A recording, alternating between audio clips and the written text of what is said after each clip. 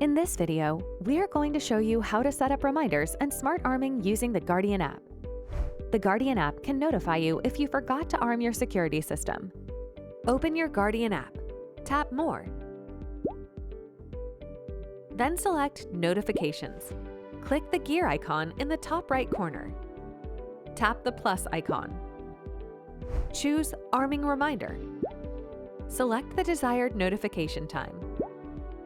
Decide whether it should be active at all times or on specific days of the week.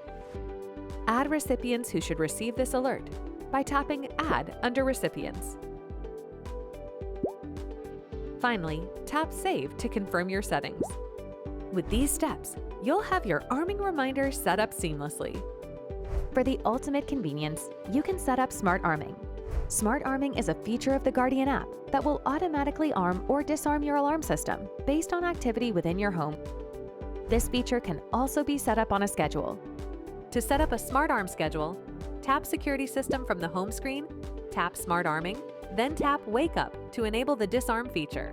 From here, you can have your system disarm at a specific time, or if there is activity detected from your motion detectors. Tap Goodnight to enable the Arm Stay feature.